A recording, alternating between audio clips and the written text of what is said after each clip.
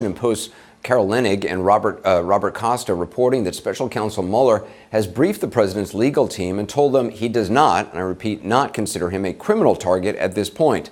Leonnig and Costa are attributing it to three people familiar with the discussions. They report that in talks early last month about a possible presidential interview, Mr. Mueller described the president as a subject of the probe.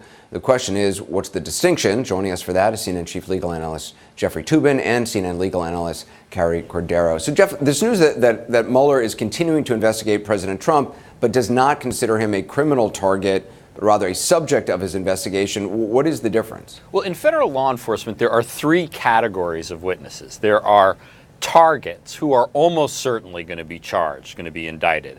There are witnesses who are just people whose information is of value to the prosecutors. And in between the two, there is something called a subject. That is someone who is under investigation, but who may or may not be charged. Trump is a subject, and I don't think that's particularly good news for him. I mean, it's a big deal to be under criminal investigation by the FBI, particularly if you're president of the United States. This has been implicit in what the Mueller investigation has been doing, but this confirmation that the president is under criminal investigation, I mean, that's a pretty profound thing to think about. And Carrie, according to the Washington Post reporting, to the point that Jeff just made, some of the president's attorneys have told him that's part of the danger of him sitting down for an interview, that you can go from being a subject to actually a target pretty quickly.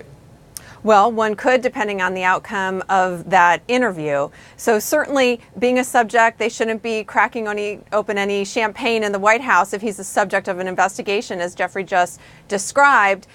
There is certainly risk of him sitting down for an interview, although it's really difficult at this point to see a path forward for this investigation, both in terms of its look at the Russian influence on the election and any potential cooperation or knowledge on behalf of the campaign, and the obstruction piece. It's hard to see how it will conclude without the president at some point being interviewed by the investigative team. Well, but Jeff, in a normal circumstance, a subject would simply take the fifth, would simply say, I mean, most lawyers would advise a subject of an investigation, don't talk under any circumstances. Now, the question, of course, is, can the president of the United States take the fifth? I think he can. I think he can just announce the investigation and say, this is a witch hunt, I'm not participating.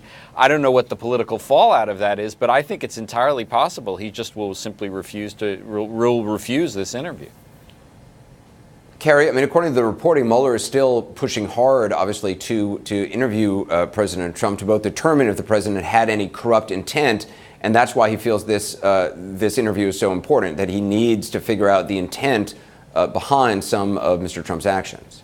Certainly. And on the obstruction piece in particular, the intent that he personally had is really important to that investigation because, of course, it's actions that he took, statements that he made over the course of approximately a year that potentially could put together the case for obstruction. So on that piece in particular, he probably has the most exposure, but also his statements or what he has to say about his intent is also the most